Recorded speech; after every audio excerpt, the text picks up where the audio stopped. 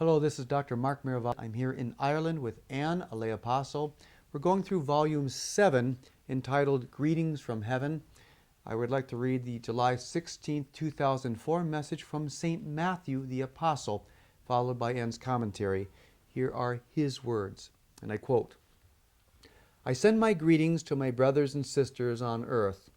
I am happy to be speaking to you and look forward to greeting you here in heaven when your time on earth is finished. How quickly it goes by, dear friends. Do not worry about suffering, because it is truly brief, even if it lasts for a lifetime. I have come to do my part in enlightening you. You are given this extra help because you have been given extra challenges in that you participate in a time of great trouble. There is also great joy available, as you well know, and true followers will find these times invigorating.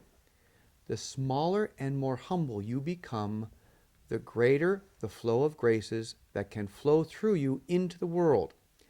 Jesus is grateful to you. You know that. Call as many servants into the fold as you can.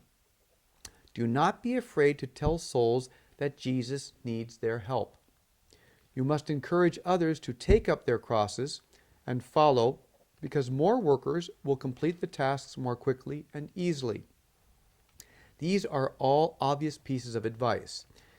I want to speak to you now about something that is less obvious. Brothers and sisters, and may I say dear friends, there will come a time when the choice between Jesus and the world will cost you something. During that time, many families will split, because many souls will say, yes, I will serve, but not unto death, and not at the cost of my comfort and well-being. But for you, what is he asking of you? Is he asking you to serve a little bit? Does he want to possess a part of you, leaving the remainder to the world? Did Jesus Christ stop cold at the foot of Calvary and say, I want to love these souls, yes, but not unto death? No, my friends. Jesus Christ ascended Calvary and finished the job of redemption. It cost him something. It cost him everything, but he persevered. So what do you think he is asking of you? You must give with entirety. You must make the decision now and never divert, regardless of the cost. There will come a time when families will split. This will cause you pain, my friend, it is true, but you will not divert. You are not called upon to divert. You are chosen as an apostle of these days to complete the mission our great God has entrusted to you. You may have glimpsed your mission, and you may be on your path, but there are many things yet to come. I am Matthew. I love you dearly and congratulate you on your service to this God of all.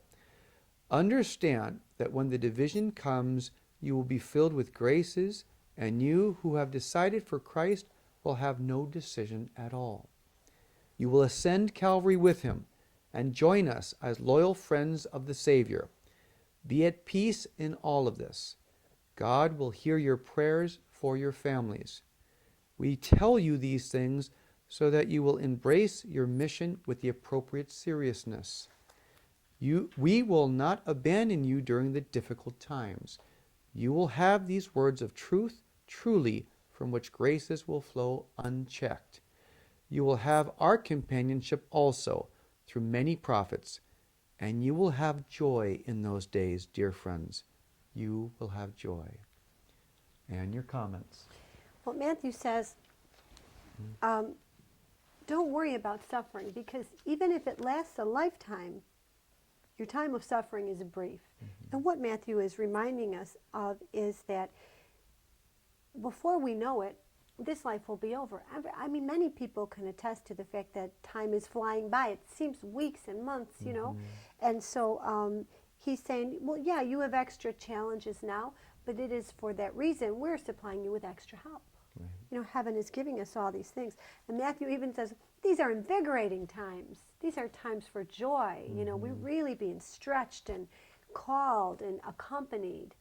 So it's an exciting time to serve. Right. you And he know. also calls us not to be afraid to call others. Yes. Do Oh, not be yeah. afraid to tell souls that Jesus needs their help. There's a evangelical dimension, which would make sense from an evangelist, Yes. St. Matthew. Yes.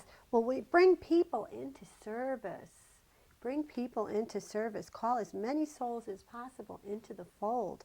And he says that, and they all seem to say that souls are joining you. Your ranks are swelling. That is a consistent message.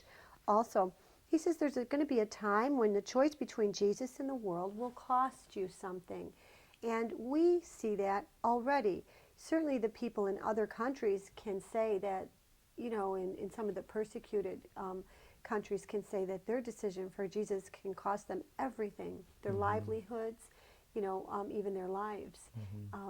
But in our own, here in this country, in countries in the West, our call to serve Jesus definitely costs us our will. And he specifies something that some would say, this might even be harder for me than giving up my life, and that is the possibility of having to see my family split. How do we understand that? I mean, in some ways, we experience that already in some degrees of those who are standing for Jesus and those who want to reject Jesus. But help us through that call of St. Matthew. There won't be any difficulty at all in this sense. We'll suffer and we do now. Do you know that the biggest request for prayers from lay apostles is the conversion of their family members? Now, if you have family members who aren't serving Jesus, we don't abandon God's plan for us and join them. Rather, we continue to serve and pray that they'll come to us. We want to always be aware that we want to bring people to God's service, not join them in non-service. And what I'm saying, the reason I say that it won't be difficult, because we'll know what we have to do, and we won't be able to control the service or non-service of another. We'll continue on in our path, and he's very clear about that. Don't worry, you won't struggle. It'll just be a continuation of service for us. Right. We won't have big decisions to make. Right, and the split, however painful, is not an eternal split necessarily. Not at all. And just as you're saying, if we go in that direction, that what would more guarantee or add towards the possibility of everyone's loss. Whereas Jesus has already said, if you take my cause in these messages, I will take yours. And the first response will be intercession for our family members. That's right. And Even if in a given time there's separation. That's right. And we accept the separation in peace and trust on the Lord's providence. It's funny the way he says here, does Jesus want you to serve a little bit? Does Jesus want to possess a part of you? He said, what would we do if the Lord got to the foot of Calvary and said, I want to love souls, but I don't want to die for them. Right. What did Jesus do? He ascended Calvary. He died for us. He gave us everything. And it cost him something. That's right. He and says, even if, give with entirety. right. And even if that means things where in the West we've not been challenged, like, for example, our Chinese brothers and sisters, jobs, career, money, material possessions, and then ultimately life. But Jesus could have justified, I've done a lot to get to the foot of the cross, the foot of Calvary, but he wants a wholehearted gift of self. They're really calling us to that. Right. And that's why, again, this message, strong but so much peace and the guarantee of sustaining us in our commitment to Jesus. And a repeat of the gospel message. Exactly. Thank you, Anne.